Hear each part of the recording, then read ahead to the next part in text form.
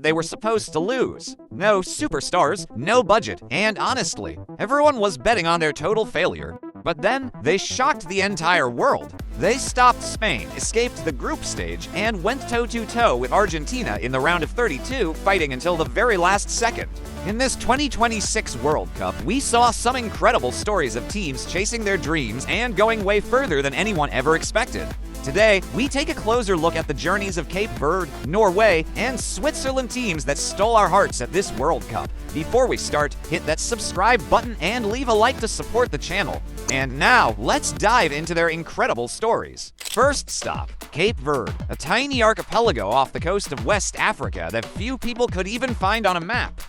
They had no football pedigree and virtually no budget, but they were the story of the qualifiers. In a group stage where everyone expected Cameroon to breeze through, Cape Verde defied the odds, took down the Giants, and snatched their ticket to the 2026 World Cup. They weren't just playing for their island.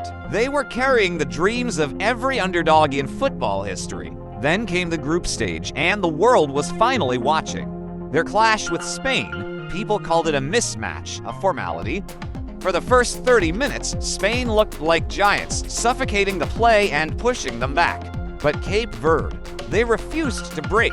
They turned into a brick wall, led by one man, Vozinha. He was absolutely superhuman that night, racking up 8 incredible saves and denying Spain's attack at every turn. When the final whistle blew and the scoreboard showed a draw, the stadium went silent. The impossible had happened. The Giants were stopped, and the world finally learned how to pronounce their name. But the Spain game wasn't just a fluke. In the clash against Uruguay, they showed they had teeth. They got hit hard, conceding to goals in a heartbeat, but instead of folding, they launched a furious comeback to claw back a draw. It was a total slugfest, a pure exchange of blows that proved they could trade shots with the best. Then, against Saudi Arabia, they switched back to tactical lockdown. They controlled the tempo, killed the game, and secured the draw that sent them to the round of 32. They weren't just survivors, they were masters of their own destiny. Then came the round of 32 against Argentina, the Giants, the absolute legends. Most teams would fold under the pressure of the jersey alone, but Cape Verde, they went toe-to-toe with them for 90 minutes of pure, raw intensity. They didn't just play, they stunned the world, equalizing twice. That moment of magic in extra time, a rocket from Sydney Lopes Cabral, was the strike of his life. It left the entire stadium in disbelief. Even Leo Messi looked at the scoreboard as if he couldn't believe what was happening. They eventually bowed out, but they left as icons. When they landed back home, the scenes were pure mayhem. Thousands in the streets, celebrating their heroes like kings. Think about the gravity of this. They didn't lose to either of the 2 eventual finalists in regular time. They left the tournament as outsiders, but returned as legends who proved that even the smallest island can shake the world. Next up, Norway. For 28 long years, the World Cup was a ghost. But everything changed when their golden generation finally arrived. Holland, Odegaard, and Sorlet. This wasn't the same old team, this was a powerhouse.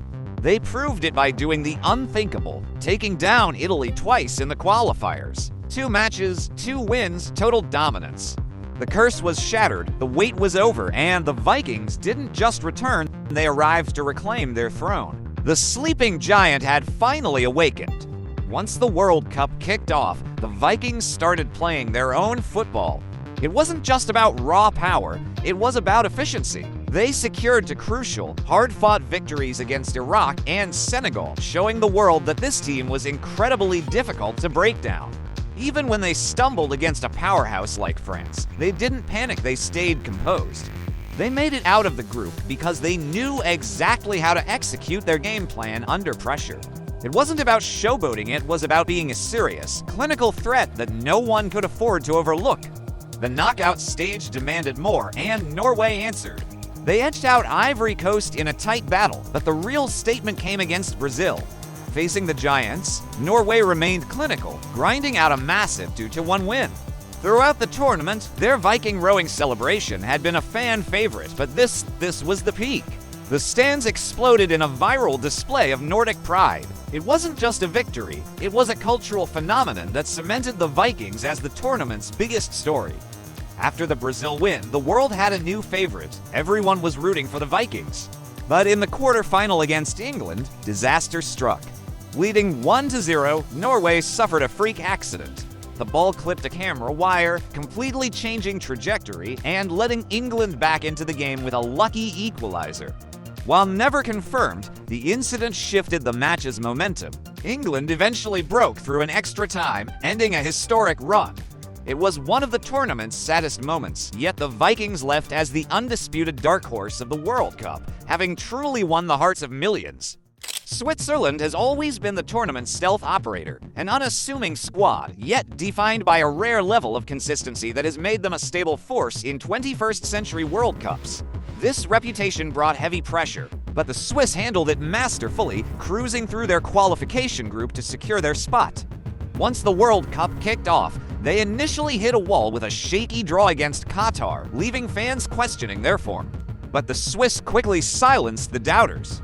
They roared back to dismantle Bosnia and Herzegovina, then took down Canada with clinical efficiency. By winning the group, they proved that their stability was their greatest weapon. The knockout stage brought a different kind of intensity. Against Algeria, the Swiss once again carried the heavy weight of being favorites, yet they handled it with calm composure. Then came Colombia, and the pressure of being favorites vanished, replaced by the crushing burden of a decade-long curse. It was a tactical, agonizing stalemate that was difficult to watch, but when the penalty shootout arrived, Switzerland finally found their clinical edge. They broke the barrier that had haunted them since 2014, proving they could finally overcome their ghosts. Switzerland reached the quarterfinals in total silence, away from the media spotlight. But against Argentina, the world finally watched. The Swiss were fearless, stunning everyone by equalizing after the first blow. Yet, the match turned on a controversial second yellow card for simulation. Reduced to 10 men, the Swiss finally collapsed in extra time, conceding to goals that ended their dream. Their story lacks the noise of others, making them unfairly overlooked.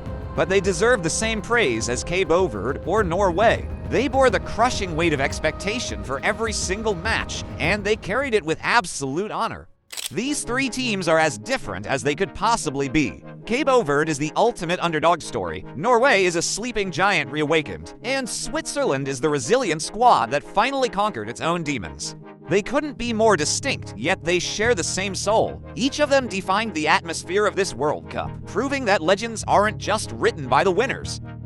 Which of these journeys moved you the most? Drop your pick in the comments below. If you want to see who truly fell apart and discover the biggest disappointments of the tournament, hit that like button and subscribe. And before you go, click the video on your screen to watch our deep dive into the hydration break, a moment of chaos that changed everything. See you in next video.